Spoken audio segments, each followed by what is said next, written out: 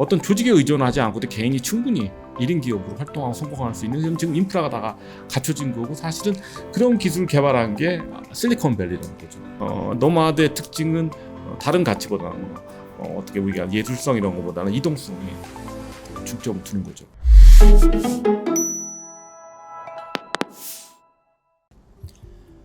나만의 라이프 스타일을 추구하는 사람들에게 중요한 질문은 나는 누구이며 어떻게 살아가야 하는가이다.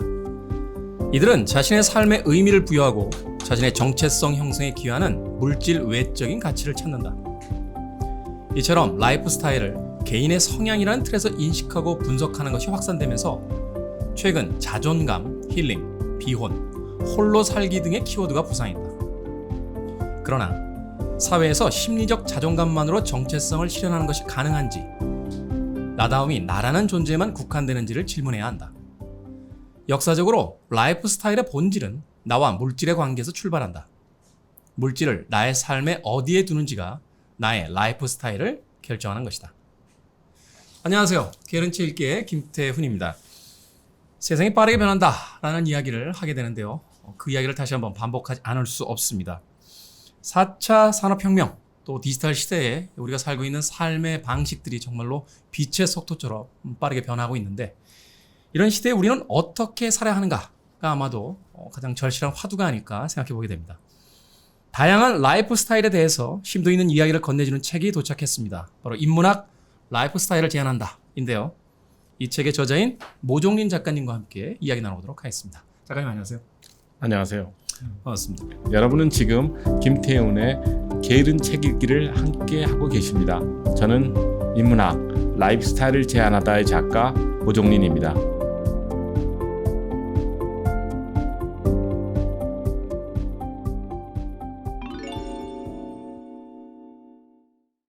어느 거리에 주로 가느냐, 말하자면 그렇죠. 삼청동을 주로 좋아하느냐 아니면 청담동을 좋아하느냐에 따라서 그 사람의 어떤 삶의 가치관도 달라질 것이며, 세계관이라고 그렇죠. 예. 외국 해외여행을 갈 때 동남아를 주로 선호하는지 유럽의 어떤 고적들을 보러 가고 싶어 하는지에 대해서도 그 사람의 라이프 스타일이 이제 달라진다라고 이야기하는 건데, 맞습니다. 바로 그런 그 취향과 자신의 어떤 선택의 근간에 있는 그 원리가 무엇이냐, 이걸 이제 추구하는 책이 바로 이 책이다.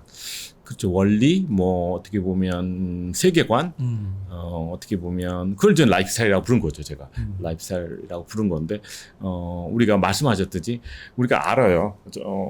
청담동에 가는 사람하고 뭐 홍대 좋아하는 연남동, 뭐 성수동 좋아하는 사람이 다 조금씩 다르다는 걸 알고 있는데, 이 사람들이 과연 왜 그런 거리를 좋아하고 도시를 좋아하는지에 대해서 어떻게 체계적으로 우리가 한 번도 이렇게 분석하고 뭐 이렇게 설명한 적이 없다고 저는 생각을 했어요. 그래서 생각해보니까 그러네요. 예전에 우스갯소리로 이런 이야기가 있었거든요. 강북과 강남의 학생들 교복 바짓단이 다르다. 예. 강남은 힙합 스타일로 이렇게 헐렁하게 입고, 강북은 락큰롤 스타일로 이렇게 좁게 입는다. 그래서 교복 밑단을 보면 어느 지역 학생인지 알 수 있다. 뭐 이런 이야기도 있었는데, 이것들도 사실은 그 지역이 기반하고 있는 어떤 삶의 방식, 취향, 이런 것을 이제 유래한다고 볼 수 있는 거네요. 그렇죠. 이제 우리나라도 이제 말씀하신 이제 2000년도 되면 그런 현상이 이제 나타나기 시작한 이제 골목길 중심으로 이건 뭐 어떤 특정 성향의 사람들이 뭐 이태원을 좋아하고 홍대를 좋아하고 뭐 압구정을 좋아하고 청담동을 좋아하고 이런데 이제 말씀하신 대로 이렇게 뭐 강남 강북으로 나눌 수 있고 뭐 서울 지방 뭐 이렇게만 생각하고 아니면 뭐 좀 더 민감하지만 저 소득 계층 그래서 뭐 이런 식으로만 생각했는데 저는 사실 그러면 이런 그 다양성 우리나라에서 지금 나타나고 있는 다양성 충분히 설명하기 어렵다는 거죠. 그러면 어떤 그 주리 문화라는 게 있다면, 그렇죠. 주리 문화 뭐 나라마다 다 다르겠지만 우리나라에 주리 문화가 있다면 어떤 대안을 찾는 거거든요. 그래서 우리 대안이란 말을 많이 써요. 대안. 그러면 결국에는 라이프 스타일 사실은 의미가 있으려면 다른 그 많은 사람들이 그 주리 사회에 따르는 라이프 스타일을 따르면 그거 뭐 특별히 연구할 것도 없잖아요. 그렇죠. 하나의 뭐 획일된 어떤 문화가 그렇죠. 흘러가니까. 근데 이거가 이제 어떻게 보면 어떤 그 주류 문화에 대한 대안이 많이 지금 실험되고 있다고 생각하셔야 될 것 같아요. 그래서 그러면 그 대안이 그러면 보통 이제 보헤미안이라고 그래요. 주류가 부르주아라면. 근데 이제 보헤미안으로 끝날 건지, 그러면 보헤미안으로 끝나기 전에는 말씀하셨듯이 뭐 강북 골목 상권에서도 다 좀 조금씩 다른데 그 차이를 어떻게 단순히 이제 보헤미안으로만 설명할 수 있는지 그렇게 생각하다 보니까 이제 요새 젊은 밀레니얼들이 쓰는 단어들을 이미 우리나라에서 많이 쓰는 단어들이에요. 힙스터라든가 뭐 노마드라든가 뭐 보보 뭐 이런 그 히피 이런 단어랑 어떻게 연결시킬 수 있다고 생각을 했어요. 그래서 뭐 특히 그 서울 골목길에서도 그렇지만 제주도 같은 데 가면 되게 거기 가면 본인들이 그래요. 나는 뭐 제주도에서 히피 라이프스타일 추구한다, 산다, 뭐 힙스터 다 이런 단어를 쓰는데 이게 어떻게 서로 관련이 있고. 근데 저는 제일 관심 있는 게 이런 라이프스타일 선택할 때 어떤 기회가 주어질 있고 또 어떻게 찾을 수 있는지 거기에 더 관심이 많습니다. 왜냐하면 대개 보면 우리가 대안적인 어떤 삶을 추구하다 보면 뭐 요새 먹고 살기즘 이쪽에 부딪히니까 네. 아니다. 이제 기술이나 문화 발전 때문에 이렇게 대안적인 라이프 스타일을 선택해도 뭐 지금 엄청나게 많은 기회를 찾을 수 있고 그래서 한 30년, 40년 전보다도 좀 더 자신 있게 자기가 원하는 삶을 살 수 있는 지금 세상으로 가고 있고 이미 거기 왔다고 생각하는 거죠. 사실 그러니까 우리의 삶의 방식이 과거의 어떤 사회적인 말하자면 시스템 혹은 사회적 발전 단계에서 억지로 이제 강요된 것들이 아니라 이제는 네. 우리가 어떠한 삶을 선택할 수 있는 시점까지 와 있다. 네, 맞습니다. 그런 의미에서 어떤 삶의 대안들이 있는지를 한번 알아보는 것, 또 그것이 그렇죠. 어떻게 운영되는지 또 그것이 무엇을 추구하는지를 공부해 보는 것이 바로 지금 시점에서 가장 필요한 그렇죠. 라이프 스타일에 대한 출발점이다라고 이제 이야기를 해주시는 건데 부르주아에 대한 이야기가 시작이 예. 됩니다. 시작이 되면서 지역을 나누고 모여 살며 이들이 어떤 추구하는 가치가 사실은 최초에는 대안적인 어떤 가치였다라는 거. 말하자면 이제 구교가 가지고 있었던 캐톨릭이 가지고 있었던 그 그렇죠. 시대에 이제 새로운 신교가 출발을 하게 되면서 그 자신이 열심히 일한 만큼 돈을 얻을 수 있다는 것은 바로 신에게 내가 열심히 구한 것만큼 축복을 받는 것과 이제 같은 소명이라고 의미로서 생각했죠. 네. 소명으로 생각해서 물적 추구를 말하자면 이제 신성시하는 그렇습니다. 그런 어떤 이데올로기에서 시작이 됐는데 이것이 결국은 하나 이제 시스템화 되면서 자기들끼리 어떤 지역을 나눠서 사는 방식들 더 많이 가진 자와 그렇지 않은 것 뭐 이런 것들을 통해서 폐쇄성이 생기고 그 폐쇄성에 의해서 사회가 이제 갈라지기 시작하면서 오늘날 이제 문제들을 이제 일으키게 되는 이렇게 설명을 해주셨어요. 그러면서 흥미로웠던 것이 4개의 키워드로 정리를 해주셨는데 자동차, 게이트, 교육과 클럽 이런 키워드를 가지고 이제 부르주아를 설명을 해주셨습니다. 이 키워드를 조금 설명을 해주시면 저희가 부르주아에 대한 이해를 좀 더 쉽게 할 수 있을 것 같습니다. 영어로 말하면 gated community라는 단어가 굉장히 흔히 사용하는 단어예요. gated community라면 그게 뭐냐면 자기 사는 지역이 어떤 담을 쌓아서 거기에 이제 문이 있다는 뜻이거든요. 그러니까 네. 담을 쌓은 동네라는 뜻인데 사실 우리나라가 역사적으로 보면 익숙하지 않은 도시 형태입니다. 그래서 우리나라는 옛날이나 다 이렇게 길이 있으면 다 집이 있고 담이 낮았잖아요. 그렇죠. 담도 나왔고 좀 농촌에 가면 더 개방적이었지만은 도시에서도 사실은 한 지역을 이렇게 펜스를 쳐서 그 안에서 이렇게 폐쇄적으로 사는 그런 문화가 거의 없었어요. 쉽게 해서 이제 단지화돼 있지 않았죠. 그렇죠. 근데 동네와 동네가 그냥 집들로 계속 이어져 있는. 그렇죠. 길로. 그래서 이제 길과 집 사이에 이제 어떤 그런 장벽이 없었는데 지금은 이제 있는 거죠. 그 뉴스에 많이 나오지 하는- 않습니까? 옆단지 아이들 네, 지나도 못 다니게 하는데. 그렇죠. 그러니까 학교도 좀 단지로 못 들어오게 하고, 그러니까 통학하는 학생들 못 들어오게 하고 하니까 이게 어떻게 보면 폐쇄형 단지. 전반적으로 우리가 비판하는 어떤 스카이캐슬이라든가 우리나라의 어떤 주류 사회의 귀족주의, 귀족 성향 뭐 이런 거랑도 관련이 있는 거예요. 네. 그래서 이게 근데 아까 말씀하셨듯이 부르주아가 처음에 그런 게 아닌 거죠. 그러니까 처음에는 말씀하셨듯이 전통적인 농경 사회의 귀족들하고 투쟁을 한 거 아니에요. 그래서 그렇죠. 도시의 상인들과 소상공인들이죠. 소상공인들이. 예, 상인하고 되게 이제 어떻게 보면 공예 장인들이었는데 이 사람들이 주로 이제 이게 부르라는 게 이제 성벽 바깥이라는 뜻이니까. 귀족들은 성 안에 살고 바깥에 살면서 이 사람들이 이제 산업혁명이나 시민혁명을 통해서 어떤 지배계층이 된 거죠.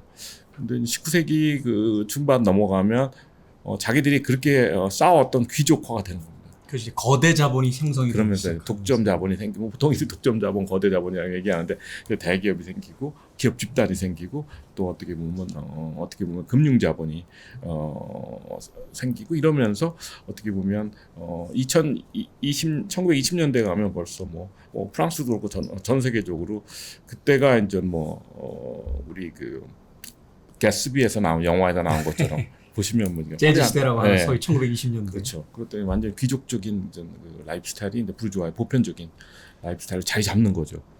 그러니까 근데 자기네 출발점은 아니었는데 그렇죠. 그러면서 이제 이 사람들 지배계층이 되면서 이제 저항이 시작되는 거죠. 말하자면 이 부르주아 자체도 봉건주의에 대한 저항이었는데 이것이 주류가 되면서 자신들의 어떤 그 시스템이 거대 자본에 의해서 사실은 이게 참 아이러니한 게 그 시민혁명, 부르주아의 혁명이라는 게 계급을 타파하자라고 시작된 혁명인데 이것이 또 다른 어떤 계급화되는 과정이 지금 이제 우리 현실에 있는 부분들인 거죠. 그것을 앞서서 이야기해 주신 것처럼 자기들만의 어떤 주거 공간으로서 이제 그 말하는 게이트 키핑을 하는 거죠. 여기는 다른 우리보다 경제력이 떨어지는 사람 들어올 수 없다. 맞습니다. 그것을 통해서 자신들의 어떤 그 2세, 3세들을 계속 그 계급에 살게 하기 위해서 교육을 그렇죠. 그 자기들끼리 이제 하는 교육들이 생기게 되고 또 자기들만이 갈 수 있는 어떤 특정한 그 공간들을 만들어내는 클럽 문화들이 생성이 되고 저는 선생님이 이 부르주아 계급에 대해서 설명해 주신 것 중에서 가장 흥미로웠던 것이 바로 변호사나 회계사 같은 직업의 등장이에요. 그러니까 그 이전까지의 많은 산업 구조들은 사실은 직접 생산자와 그것을 소비하는 자들로 이제 나눠졌는데 변호사나 사실 회계사 같은 경우는 직접 자신들이 뭘 생산하는 건 아니지만 이 시스템을 유지시키는 중간자의 어떤 관리자의 역할들이 직업들이 막 생겨나고 있다라는 거. 사실은 그 부르주아의 어떤 그 시스템에서 가장 흥미로운 지점이 아닌가 하는 또 생각이 들거든요. 그러니까 근데 그것뿐만이 아닙니다. 그런 분들은 이제 어떻게 보면 전문직이잖아요. 그분들은 당연히 그쪽에 편입하는데 보통 중산층까지도 부르주아 계층이라고 이제 소시민, 푸티 부르주아 해갖고. 푸티 부르주아. 그러니까 생활 방식은 거의 크게 다르지 않다. 아까 말씀드렸지 물질적인 성공을 추구하고 어떤 계급이라든가 경쟁, 신분 이런 그 상승을에 대한 욕구가 크다는 면에서는 어떻게 보면 중산층까지도 이제 부르주아 문화에 어떻게 보면 그렇죠 편승하는 거죠. 그러니까 우리나라가 전 세계적으로 보면 이 가장 이렇게 부르주아 문화가 강한 나라. 이 책에서 그 부분이 가장 인상적인 부분 중에 하나였습니다. 그러니까 미국이 아직까지도 세계 최강자 자리에 이제 운영을 할 수 있는 그 주요한 대기업들이 있는데 네. 4차 산업혁명 시대에 가장 리딩하고 있는 그룹들이 있는데 이 기업들의 상당 부분이 바로 히피즘의 어떤 그 정신 이데올로기를 원동력으로 삼고 있다. 그 대표적인 것이 바로 애플 같은 이제 기업이다. 많이들 얘기하지만 그 애플 그러니까 이제 아직도 우리나라가 이제 하이텍에 대해서도 그 우리나라는 어떻게 보면 어떤 가치 지향적으로 이해하는 게 아니고 어떻게 보면 그냥 기술 발전이라는 건 어떻게 보면 자체의 어떤 동력으로 움직인다고 생각하는 것 같아요. 그러니까 기술이 있으면 당연히 그냥 기업이 되는 것처럼. 그렇죠. 네. 그래서 아니면 기술이라는 게 그냥 우리의 의지에 관계없이 그냥 자동적으로 발전하는 거다 생각하는 거예요. 과학자에 의해서. 근데 그게 아니고 사실은 보면 기술은 우리가 우리 라이프 스타일을 실현하기 위한 수단이라고 생각하는 게 맞다고 보는 거죠. 그런 의미에서 현재 이제 어떤 기초 과학은 아니더라도 최소한 어떤 소비재 산업에서의 기술 혁명 그런 거죠. 스마트폰이나 이런 블록체인이나 이런 기술들 보면 되게 개인을 해방시키기 위한 기술이잖아요. 그러니까 이게 지금 옛날에 슈퍼컴퓨터만한 그렇죠. 용량을 갖고 있다고 하는데 이거 하나 들고 우리가 살고 있는 이런 어떤 상황이냐면 그래서 지금 대안적 라이프스타일이 이제 가능해진 이유가 하나인데 어떤 조직에 의존하지 않고도 개인이 충분히 1인 기업으로 활동하고 성공할 수 있는 지금 인프라가 다 갖춰진 거고 사실은 그런 기술을 개발한 게 실리콘밸리라는 거죠. 소위 이제야 어느 정도의 궁금증이 풀리는 게 사실 스티브 잡스가 히피였다는 것은 잘 알려지지 않은 우리나라 사람들에게는 아직도 그렇죠? 예. 실리콘밸리 맨발로 걸어다니기도 했고 머리를 아주 길게 길렀고 또 가장 애플에서 그 화제가 됐던 광고 중에 하나가 바로 크레이지 원이라고 하는 세상은 일탈자들에 의해서 만들어진다. 이상한 놈들, 반역자들 이런 사람들에 의해서 세상은 변화해왔다라고 주장하는 어떤 기업의 이데올로기라든지 또는 이 휴대폰을 만들 때 그 비화처럼 충분히 많은 기술들이 있음에도 불구하고 다 빼라. 그렇죠. 필요한 최소한의 것들을 남겨두지 나머지는 다 빼라. 이것이 바로 일반적인 기업이라면 모든 기술력을 다 총동원해서 할 수 있는 걸 다 집어넣은 채 고가의 금액을 이제 매기려고 할 텐데 그게 아니라 삶의 방식에서 필요한 것들로 최소화시키고 나머지 쓸데없는 것들은 빼내라 라고 한다라고 하는 소위 애플과 기타의 휴대폰 제조사들의 어떤 그 입장의 차이. 그렇죠. 여기서 바로 이 기업이 왜 히피즘에서 기반했는지를 우리가 알 수 있는 부분이다라고 생각이 드네요. 뭐 여러 가지 측면인데 일단 어떤 촉감, 그러니까 오감을 만족시키는 그런 모든 디자인이라든가 이런 것도 되게 어떻게 보면 인간 이해에서 오는 거고. 저 가장 중요한 건 한국에서는 저는 이게 단순히 편리한 기계라고 생각하는데 그 똑같은 얘기일 수 있으나 전 그 스티브 잡스 철학에 보면은 개인을 해방시키는 기계라고. 그러니까 같은 걸 수 있어요. 그렇지만 포장이 다른 거, 그건 큰 차이라고 생각합니다. 그러니까 한국에 이제 삼성이란 이런 대기업이 애플이랑 경쟁하면서 염두에 들 게 그런 거죠. 어떤 라이프 스타일을 제한을 해야 되는데 이거는 애플이라는 기계는 기본적으로 자기가 좀 더 다르고 창의적이고 대안적인 사람이라는 거, 내가 또 혁신적이라는 사람을 보이는 거 아니에요. 근데 이제 우리나라 대기업 상품 뭔지 잘 애매모호한 거예요. 정체성이. 이런 차원에서 기술은 우리가 뛰어나지만 도대체 추구하는 가치가 무엇인지 편리하긴 한데 내가 삼성폰을 쓰면 내가 어떤 사람인지 내가 표현하는 건지에 대해서 애매모호한 거죠. 그런 차원에서 우리가 어떤 인간에 대한 이해, 어떤 인간 본능 이런 거, 또 어떤 인간의 뭐 감성 이런 거에 대한 어떤 이해가 기초에서 우리가 하이텍 상품조차도 우리가 그렇게 접근해야 되는. 그러네요. 그 우리 브랜드 중에서 파타고니아 같은 의류들이 그렇죠. 사실은 맞습니다. 굉장히 비싼 값을 받지만 옷 함부로 버리지 마시고 새 옷 사지 말라. 가지고 오면 다 고쳐주겠다. 위선적이라고 할 수 있지만 네. 어쨌든 레토릭이라도 그렇게 가야 되는 거예요. 그러면서 어떤 자연주의를 표방하는 것 같은 그렇죠. 그런 어떤 네. 물론 그것이 이제 홍보의 어떤 툴인지 는 모르겠지만 적어도 그 기업이 어떤 가치를 가지고 있다는 것을 통해서 우리가 가치를 이제 그 사는 그런 행위들이 이루어지는데 그것을 통해서 사실은 이제 그 물질주의와 이제 반대되는 저항하는 어떤 히피즘이 이제 자본주의에 이제 영향을 흡수됐다. 미치고. 영향이 미쳤다. 그런 의미에서 우리가 이제 가치를 추구하는 하이텍 기업이랑 어떻게 보면 물질적인 어떤 수익을 추구하는 하이텍 기업이랑의 어떤 장기적으로 차이가 분명히 있다고 봅니다. 같은 이제 하이텍하면 라이프스타일이랑 별 상관없다고 생각하는데 우리나라에서는 그렇지 않다고 제가 뭐 강조한 거죠. 확실히 그 부분은 중요한 것 같아요. 그러니까 애플의 휴대폰을 내면 소위 애플바들이라고 그러는데 그냥 삽니다. 네.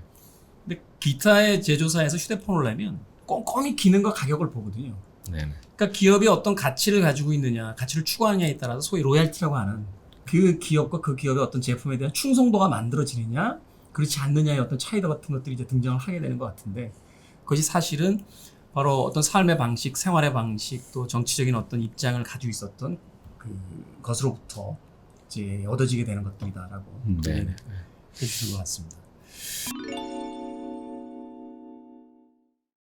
힙스터에 대한 이야기를 해주셨습니다. 이 힙스터도 사실은 이제 굉장히 흥미로운데 사실은 이제 그 보헤미안이라든지 이제 히피즘에서 또 영향을 받았고 근데 그럼요. 사실 이 언어의 등장은 저도 이제 오늘 처음 알았는데 1940년대에 소위 이제 여자 재즈 댄서에서의 그 이름이 사실은 힙스터라고 이제 불렸었고 그걸 이제 가지고 와서 1950년대 시대에 백인과 흑인이 완전히 나눠져 있던 시대에 좀 더 쿨한 흑인 음악을 들으러 다녔던 이제 백인 청년들을 이제 지칭하는 용어로 사용이 됐고 이제 오늘날에 와서는 말하자면 뭐 새로운 것들에 대한 어떤 민감한 반응을 가진 친구들이라든지 또는 그 말하자면 앞서서 이야기하셨던 보헤미안 히피처럼 어떤 자유로운 다양성을 추구하는 사람들에게 이제 힙스터라는 이제 용어를 사용한다라고 하면서 이제 새로운 어떤 그 그룹으로서 이야기를 해주셨어요. 네. 그러니까 좀 히피랑 다른 점은 어떻게 보면 히피는 자연 도시를 벗어나려고 근데 했는데. 도시에서 이 사람들은 활동하고 자본주의를 상당 부분 수용합니다. 그래서 제가 창업으로 정황한다. 그래서 도시에서 좀 다양한 쉽게 해서 최근에 나타나고 있는 뭐 독립서점이라든지 그렇죠. 앞서 이 책에서도 담으셨던 뭐 양양이나 송정이 늘어나고 있는 서핑샵의 사장들이라든지 뭐 그런 게 어떤 우리나라 골목길 현상이나 가장 밀접한 라이프 스타일이 힙스라고 생각하는 겁니다. 골목길이 대부분 도시에 있는 골목길을 얘기하기 때문에 거기서 골목길에서 어떤 창의적인 사업을 하고 싶어하는 사람들은 우리나라 기준으로 보면 힙스터에 가까운 거죠. 그리고 사실 우리나라 골목 그 로컬 크리에이터라고 부릅니다. 이분들도 상당 부분 저항적이에요. 이 챕터에서 가장 인상적이었던 이겁니다. 힙스터가 힙스터로서 살아남기 위해서는 바로 그 자신만의 어떤 산업을 이제 만드는, 말하자면 이제 생산자로서의 역할도 이제 그 해 나가야 된다. 그래야지만 말하자면 단지 어떤 것을 그 향유하는 것뿐만이 아니라 지역에서의 어떤 상권들을 만들어내고 하면서 사회와 이제 그 교류가 시작이 되고 그것을 통해서 어떤 균형을 갖게 된다라고 이야기를 해주셨거든요. 네. 사실 그렇지 않으면 힙스터가 과격성도 띌 수 있다. 타자에게 자신의 어떤 삶의 방식을 강요하거나 혹은 힙스터라고 주장하지만 나르시스트가 될 수도 있는 그런 위험 요소들이 있는데 그것이 이제 사회와 교류하면서 그 균형을 잡는데 가장 중요한 그 행동 중에 하나가 자신의 어떤 작은 산업을 갖는 것이다라고 또 이야기를 해주셨는데 그렇죠. 가게를 운영하는 건데 전반적으로 보면 80년대 이후에 일단 밥 문화가 소비 문화에서 생산 문화로 이제 전환이 되는 거죠. 근데 기술의 영향을 많이 받은 건데 어떻게 보면 우리나라 이제 골목상권 힙스터가 저렇게 소규모로도 이렇게 각광을 받고 어떻게 보면 수익을 많이 올려요. 성공적인 힙스터들은 보면 그게 이제 SNS 때문에, 인스타 때문에 대기업이 아니더라도 충분히 많은 고객을 확보할 수 있는 거죠. 광고 안 해도 되고 위치도 안 중요해지고, 그러니까 부동산 비용도 줄고, 그러니까 어떤 기술 발전의 어떤 혜택을 받은 거죠. 그래서 그렇죠. 그런 차원에서 우리가 이해하면 아까 말씀드렸듯이 반문화라는 게 힙스터든 힙이든 옛날에는 생산 문화가 될 수 없었는데 지금 이제 생산 문화가 가능해진 겁니다. 그렇게 해석하시면 됩니다. 그 생산문의 이제 제일 끝에 있는 것을 이제 노마드로 이야기를 해주셨습니다. 그렇죠. 마지막으로 거기로 가는 거죠. 예. 3차 이제 노마드까지 예. 이야기를 해주시면서 1차와 2차 때는 사실은 사회적 시스템이 우리가 떠돌면서 살 수 있을 만큼 받쳐주지 못했지만 그렇죠. 지금. 이제는 인터넷망과 소위 노트북과 이제 휴대폰이라고 하는 최첨단의 기술이 있기 때문에 사실 작은 오피스조차도 필요하지 않고 사실 이제 요새는 뭐 옛날에 이제 의류를 만든다라고 하면 공장이 있어야 되고 그것을 보관하는 창고가 있어야 되고 여러 가지 것들이 있어야 되지만 이제는 사실은 인터넷 공간 하나만 있어도 그 말하자면 인터넷 쇼핑몰을 만들 수 있는 이런 어떤 기술의 시대가 만들어졌다. 또 그 여러 가지 어떤 문명적 혜택을 통해서 이제 떠돌면서 살 수 있는 충분한 어떤 기반이 조성됐다. 그래서 그 3차 노마드다라는 이야기를 해주셨었는데. 네, 맞습니다. 그래서 우리나라도 뭐 당연히 미국도 그렇지만 뭐 제조업 회사를 운영하더라도 그냥 자기 1인 오피스 그것도 코워킹에서 일하면서 뭐 어떤 제조도 어떤 그 전문 회사 때 위탁하면 되는 거니까. 그러니까 말씀하신 대로 다 이렇게 아웃소싱해서 이런 삶이 가능한 거죠. 맞아요. 모든 기술이 지금 구비되어 있는 상황이기 때문에. 그러니까 노마드로서 충분히 근데 다른 그 대안적 삶인 거지만 노마드의 특징은 다른 가치보다는 뭐 어떻게 우리가 예술성 이런 것보다는 이동성에 더 중점을 두는 거죠. 그래서 이제 3차 노마드가 드디어 이제 자기 자리를 찾았다고 저는 해석을 한 거죠. 우리가 우리만의 라이프 스타일을 찾기 위해서 제일 먼저 출발해야 될 고민의 지점 혹은 삶의 어떤 변화의 지점이 있다면 어떤 것이 있는지 그것을 통해서 좀 마무리를 좀 해주시죠. 어떤 다양성의 욕구는 뭐 너무 모든 사람이 인정할 만큼 지금 뭐 눈에 보이잖아요, 가시적으로. 그런데 이거를 어떻게 다양한 사회를 만드냐고 할 때 아까 말씀드렸듯이 우리나라는 자꾸 그 어떤 그 형평성, 소득 재분배 지금 강조하는 거니까. 근데 그거 뭐 안 중요하다는 게 아닌데 과연 이게 돈 문제인지 한번 우리가 고민해야 되는 거죠. 근데 저는 그냥 라이프 스타일이라고 제안을 한 거고. 근데 이 라이프 스타일도 뭐 6개만 있는 거냐? 그것도 아닌 거죠. 근데 제가 보기엔 이제 다양한 라이프 스타일이 존재한다. 그래서 역사적으로 이렇게 진화했다는 걸 갖다 설명을 드리는 방법을 제가 어쨌든 서구 사회의 변화에서 그것도 거의 수많은 그 서브컬처 중에서 6개를 골라서 제가 해석을 이렇게 한 겁니다. 그래서 제가 저의 목적은 우리나라 미래 세대를 뭐 히피를 만들겠다, 힙스터를 만들겠다는 게 아니고 그게 아니고 우리나라도 우리나라 고유의 라이프스타일을 찾아야 될 거예요. 단지 이 다양한 라이프스타일이 가능하다는 걸 보여주는 어떤 방법으로서 제가 이런 서구사를 빌린 거죠. 그래서 제 책을 좀 그렇게 읽어주셨으면 좋겠어요. 이게 뭐 우리나라한테 어떤 공식을 제공하는 게 아니고 이게 라이프스타일은 이게 다양한 거다. 그리고 이제 거기서 많은 기회가 있구나. 그리고 또 그 라이프스타일이 어떻게 보면 강한 도시가 또 우리가 원하는 도시고 그런 도시가 미래 경제를 선도할 것이다. 이런 우리가 인식을 좀 갖게 됐으면 하는 바람에서 쓴 책입니다. 생각해보면 참 끔찍합니다. 1년에도 1000만 명이 보는 영화가 몇 편씩 등장을 하고 예. 성인 남녀의 거의 모든 취미가 골프로 통일되는 나라에서 예, 예. 과연 다양성들이 존재할 수 있을까라는 생각을 해보게 되는데 그런 의미에서 우리의 삶을 더 풍요롭게 만드는 것은 기업 중심의 어떤 효율성이 아니라 삶의 어떤 다양한 취향들이 공존해 나갈 수 있는 그것을 그렇습니다. 통해서 아주 다양한 산업들이 생성이 되고 또 네네. 그것을 통해서 사회에 여러 가지 이야기를 낼 수 있는 그리고 라이프 스타일로부터 출발할 수 있다는 거. 예, 그렇습니다. 그것이 참 부럽습니다. 제가 일본에 갔을 때 가장 흥미롭고 부러웠던 것은 뭐냐면 잡지 코너에 갔더니요. 정말 100만 가지 종류의 잡지들이 있더군요. 그것을 통해서 삶의 어떤 다양성을 추구한다는 것을 느낄 수 있었는데 네. 그런 시대가 빨리 왔으면 하는 바람을 가져보겠습니다.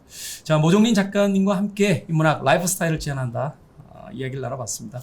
앞으로 더 좋은 책들 많이 써주시고요. 선생님 책 나올 때마다 제가 아주 흥미롭게 아유, 감사합니다. 이번엔 너무 3년씩 걸리지 마시고 좀 빨리 내주시길 부탁드리겠습니다. 나와주셔서 감사합니다. 네네, 네, 즐거웠습니다. 네. 저는 2부에 가 있겠습니다.